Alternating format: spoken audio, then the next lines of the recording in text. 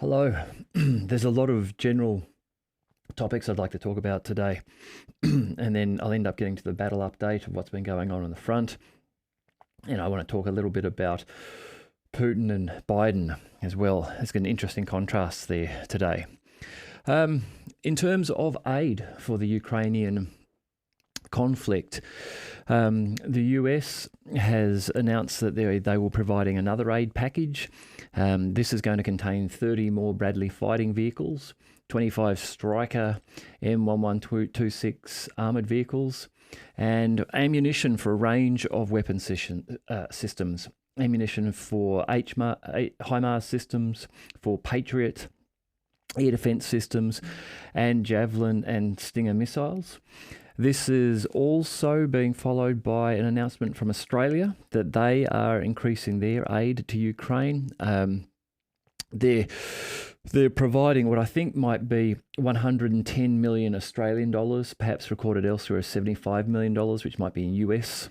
So 75 to 110 million dollars, including 28 armoured personnel carriers, a heap of 105mm, smaller ammunition, and 14 special vehicles and trailers.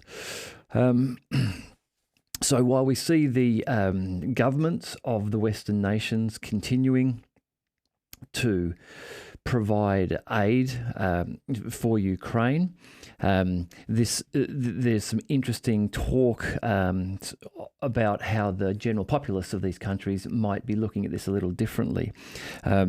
Alexander Mercouris on the Duran today was talking about how in the UK at the moment, inflation is up over 8%, with food inflation being over 16%, and that the general consensus is that the government released figures aren't a true indication of the real inflation levels, which I think is apparent in a lot of Western nations. In America, again, there's a lot of talk about high inflation. The figures that are coming out are reducing, but there are people in the populace of the Western nations who are now starting to feel the pinch. In the UK, where interest rates are up, in Australia, New Zealand, places like that, again, interest rates have gone up recently and continuing to stay higher than they have been for the last few years. Then people are starting to see pressure put upon their ability to pay their mortgages or to feed their kids. The opportunities to go out to the movies and that sort of thing seem to be declining as limited incomes are directed towards food and clothing. And I think some of these people are starting to question now why their government might be providing millions, if not billions, of dollars to a conflict on the other side of the world. So interesting that we still see the governments providing more aid at this stage. Now, in terms of NATO leadership, so Jens Stoltenberg, his term will be up very soon. There has been talk in the past that it would go to a British candidate would take the role. There had been talk of it being Boris Johnson, which seems to have faded away. But now Ben Wallas appears to have been the UK pick, but allegedly Joe Biden has shot this down and has said that he's just not interested in Ben Wallas becoming the NATO Secretary General. So this sort of shows there's no real love for the UK from Joe Biden. And the British elite will no doubt be upset by this, as it would have been seen to them as being showing some sort of reward for their support in this Ukrainian conflict, for them to have received the top seat. So at this stage, it's unknown who will get that. The NATO summit is just a few weeks away in July, so soon we'll know who will be the replacement there. Moving further abroad, BRICS. So on social media today, there are a few tweets and posts to expect an announcement from the BRICS group of nations. Now, what this is expected to be is an announcement of a competitor reserve currency. In the last year, there has definitely been a consolidation of the BRICS nations. There have been many reports coming out of Russia of them receiving a lot of interest from 20 new nations who are interested in joining BRICS. We see the Saudis moving away from the West and aligning themselves more closely with BRICS. And there are reports now of some oil deals starting to be done using rubles and Chinese currency. The Chinese currency has apparently this year in Argentina, 29% of its international trade has been conducted using the yuan. So certainly the BRICS group seems to be strengthening. And interesting to see what this announcement may be, but a lot of people commenting that they think it might just be the announcement of a reserve currency and that the BRICS would then align on a currency there, which would have an impact upon the American dollar being the current reserve currency. That allows the US government quite a bit of influence. For example, if they put sanctions upon a country and say you can't trade, you can't buy American dollars, if everything internationally is purchased in American dollars, that makes it tough for that country to buy in American dollars. If now a large group of nations, say all the nations in the BRICS, will accept rubles or another currency, then that country now has the ability to buy goods in another currency, and the leverage that the Americans had will be diminished because of this establishment of a separate alternative reserve currency. Just a little bit in terms of the high-profile news today in social media about the battle. Rivnopil, which is near the Vremevka Ledge, has been claimed as being captured by the Ukrainians today. There's been a lot of noise about this, as being trumpeted as a big success. Rivnopil is just to the west of areas like Neskuchne on the Vremevka Ledge, where fighting has been going on, and the Ukrainians have been claiming some of the little towns in there, Marinka, and then having to desert them again as they come under Russian shelling. If you look on the satellite map at Rivnopil, it is tiny. It looks to be a 100-meter stretch on a road with some trees on either side of the road, surrounded by large farms, paddocks, flat land, ploughed land, and maybe 5 or 6 houses in that area there. So there's by no means a strategic gain, and I would suggest that quite possibly, given the Russian position to the east on the Vremevka Ledge, where they're in the higher ground around that area, it's entirely possible that they will be able to just shell this area, and that the Ukrainians will be pushed out again. But it has received a lot of attention today, which I think is an indication of just how disappointed the Ukrainian army is with the progress made so far in the offensive. If such a small capture of such a small area makes the main news, it's an indication that they aren't having the large successes that they would have been hoping for or planning to have achieved. Okay, a little bit on WAGNER and Prighozhin. The WAGNER group now being broken up. Putin, I'll talk a little bit about Putin's speech later. Putin spoke of how those members of the WAGNER group who didn't involve themselves in the insurrection will be able to sign up to contracts for the Russian army.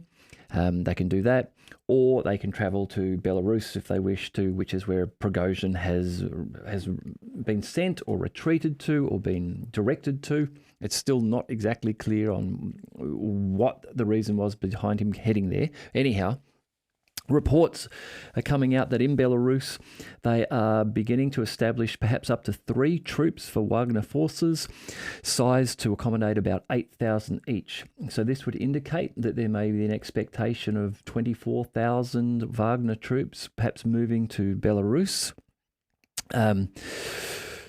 These troops may be going there not as some had perhaps suggested, and as I'd even speculated, perhaps to position them close to Kiev, because if they were to travel to the very south of Belarus, they would only be 90 kilometres from Kiev. That may be the reason, who knows, the fog of war. But also, they may be being sent there in a thank you deal from Putin to the president of Belarus, Lukashenko. Now, Lukashenko appears to have played a large role in negotiating a settlement and the retreat of the Wagner forces and Prighozhin from their march towards Moscow. He negotiated an agreement there. He's been very supportive of the Russian president throughout this entire conflict, and Lukashenko has indicated just a few weeks ago that he believes he is under Western pressure, and he expects there to be a Western coup attempted to unseat him. Now, he's been in power since the early 90s, 94, perhaps, maybe even earlier than that, but for quite some time. I'll just read a little bit about what he's just said recently. So, and why I'm suggesting that perhaps the Wagner forces have been sent there not necessarily to threaten Kiev, but perhaps to protect the presidency of Lukashenko and support him over the coming weeks and months, as countries like Poland and Latvia perhaps are, he's suggesting, looking to insert foreign actors into Belarus to unseat him. So he said Belarus President Alexander Lukashenko on Thursday, the June 1st, claimed that the Western countries that are neighbouring Ukraine are preparing for a coup in Minsk. Belarusian security forces are prepared for the threat, adding that his country's military will not let such a scenario materialise. Speaking at the meeting with the Commonwealth of Independent States, the CIS, security chiefs, Lukashenko made claims that a violent regime change is being prepared. This is reported by RT. In an interview with Poland's Polsat TV channel last month, Poland's retired General Waldemar Skrzypiak called on Poland to get ready for an uprising in Belarus, adding that it will happen. We must be ready to support the troops that will carry out the operation against Lukashenko. We have reasons to help them, just as we help Ukraine. The general, who was an ex-Poland deputy defense minister, said this. Information about the preparation of a coup in Belarus by the West has been confirmed in Poland, and this was reported by the Russian state news agency RIA Novosti. Dmitry Peskov, Vladimir Putin's spokesperson, stated that his country is committed to ensuring the security of Belarus. So we can see here there's tight relationship between Russia and Belarus. Alexander Lukashenko has just recently helped Putin out of this tricky political situation with Prighozhin, and now Prighozhin and the Wagner troops appear as though they are being sent into Belarus. So again, it'll be interesting to see, but they may be positioned in there as a thank you to support Lukashenko over the next little while. All right, I'll run through the battle update from the Ministry of Defense of Russia of what's happened in the last 24 hours. And then after that, I'll get on to a little bit about Putin's speech, and we'll just contrast that with one of Biden's recent utterances. So in the battle update from the Russian Defense Ministry for the 26th of June, the armed forces of the Russian Federation launched long-range maritime and airborne high-precision strikes at foreign-made ammunition sent to Ukraine by Western countries. Interesting here that the Russians don't fail to call out now in this daily update when they are targeting what they believe to be Western munitions or Western equipment. But here they're again claiming precision strikes at ammunition dumps. They indicate that the targets have been engaged and the goal of the strike was achieved.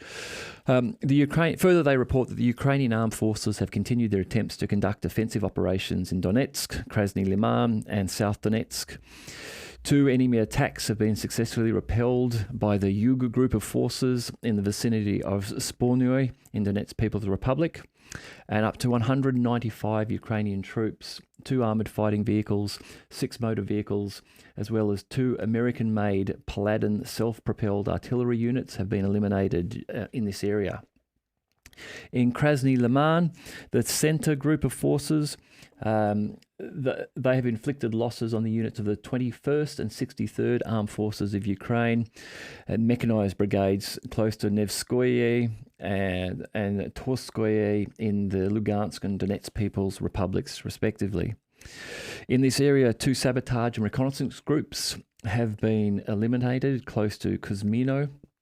I note that in the last week and a half, there are constant reports now of these sabotage and reconnaissance groups, which I believe are now the smaller groups of men unsupported by armour attempting to break through and find gaps in Russian lines. It's a tactical change for the Russians a tactical change for the Ukrainians for what they were doing at the start of the offensive when they were leading with large columns of armoured vehicles.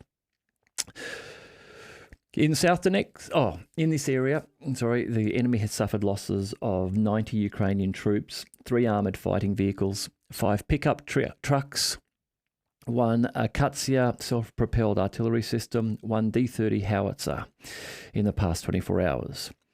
In South Donetsk, close to the Vremevka salient, which is the Vremevka Ledge I was talking about before, artillery and heavy flamethrower systems of the Vostok group have repelled 4 enemy attacks in the area of Rivnopil.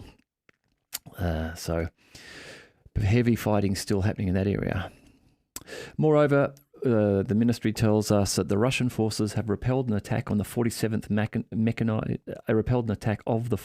Mechanized Brigade close to Rabotino in Zaporozhye region.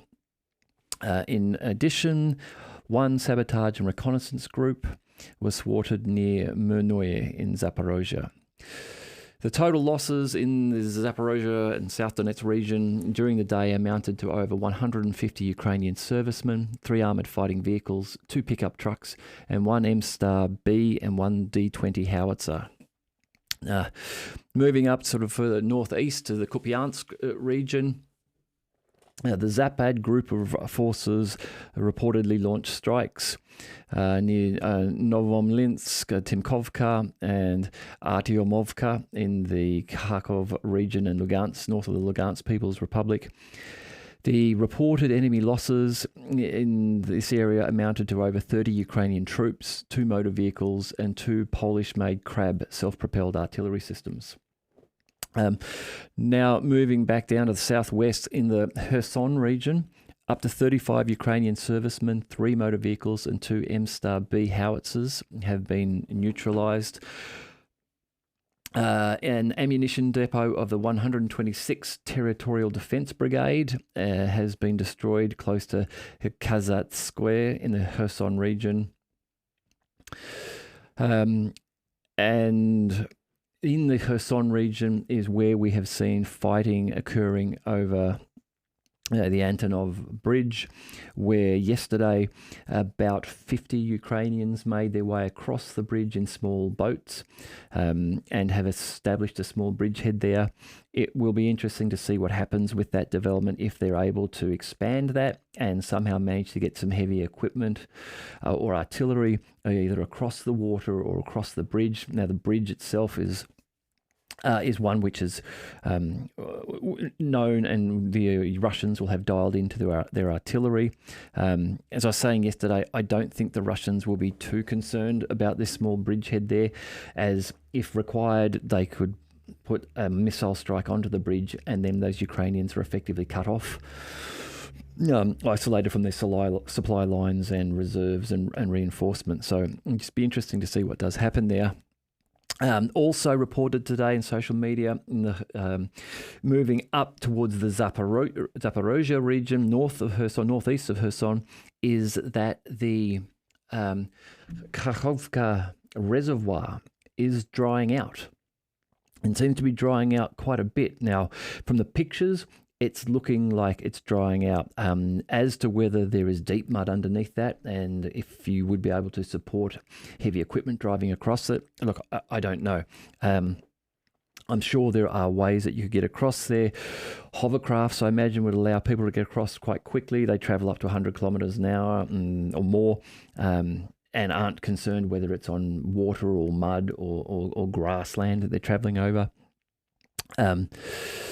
This all does seem to be playing into also the announcement from Zelensky, where he seems to be telegraphing that the Ukrainians may be looking to engage upon a false flag attack on the Zaporozhye nuclear power plant, as I discussed yesterday.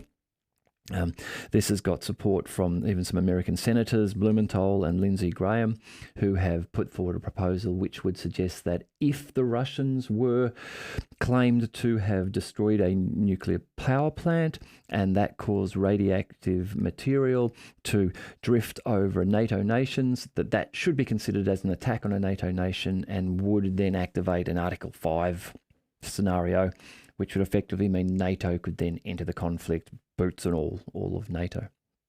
Okay. There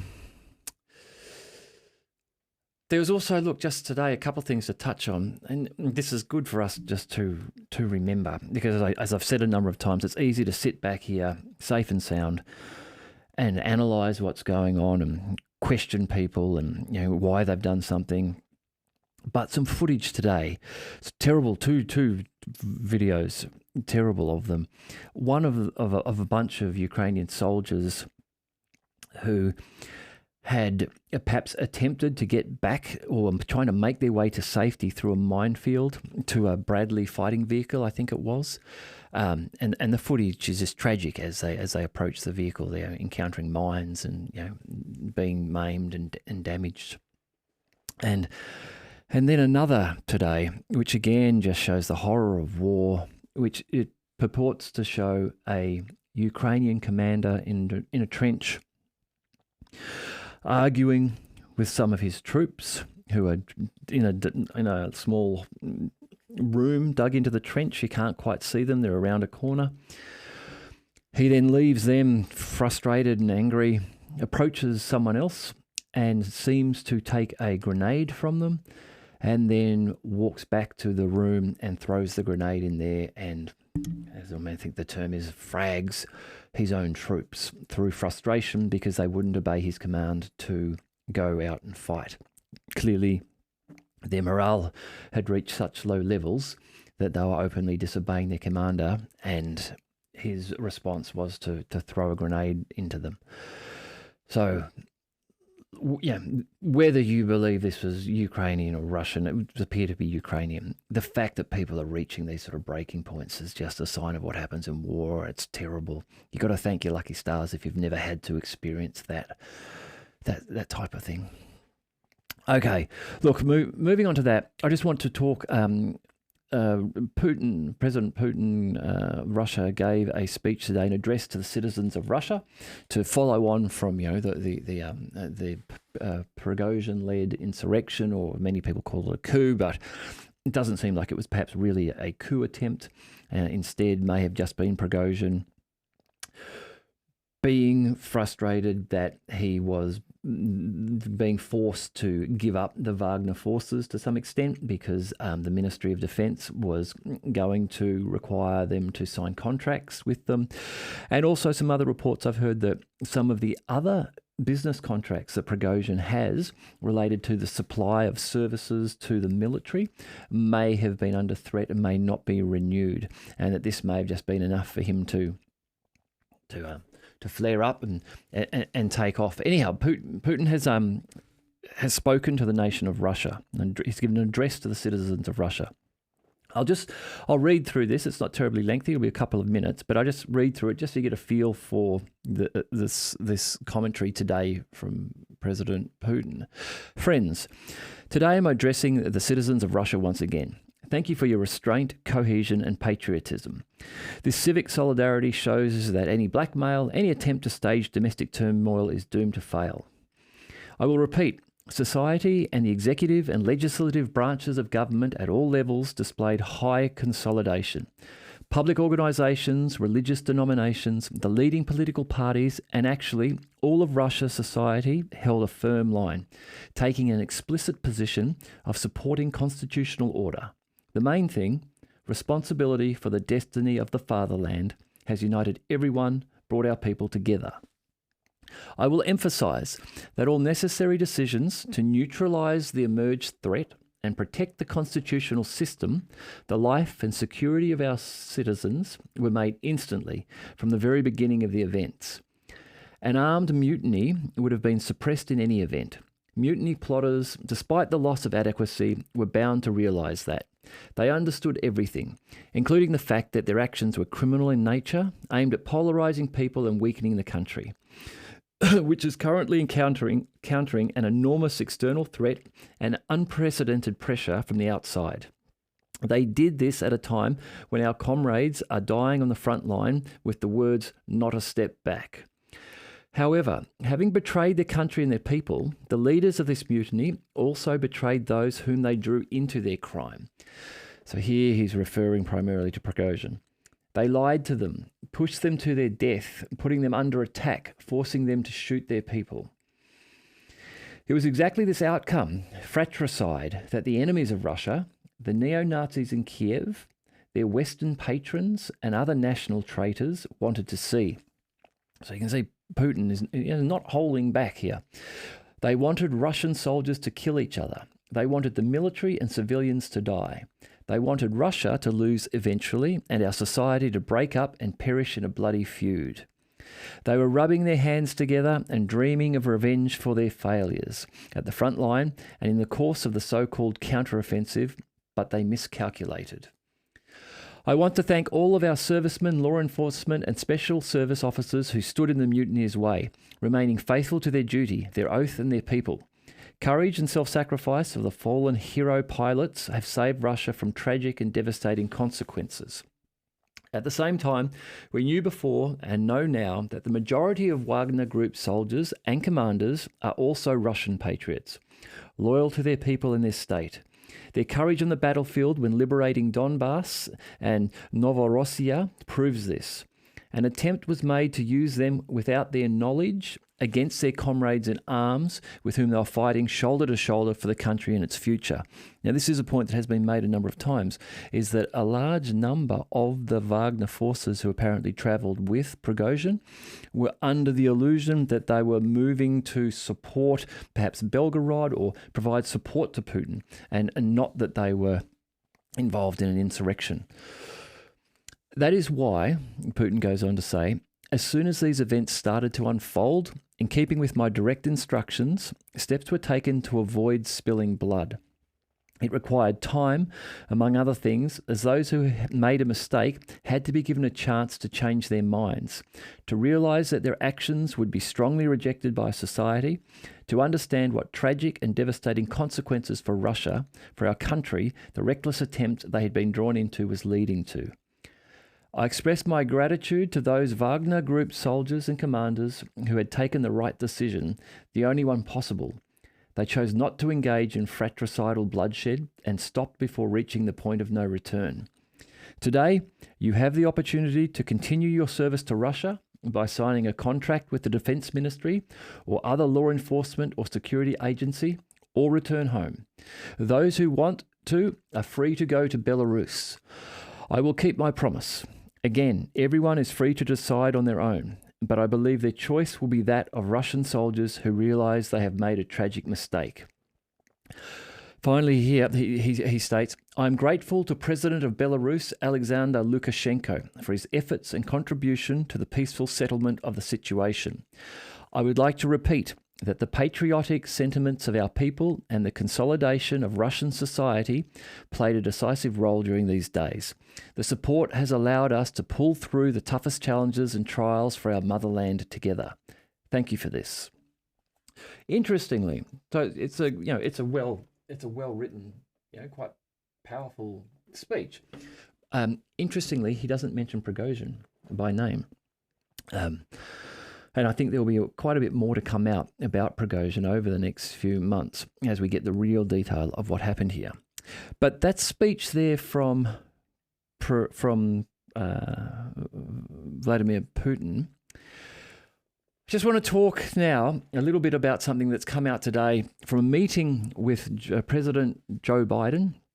President Biden in a meeting with, I think, attendees included Tim Cook from Apple and Prime Minister Modi from India.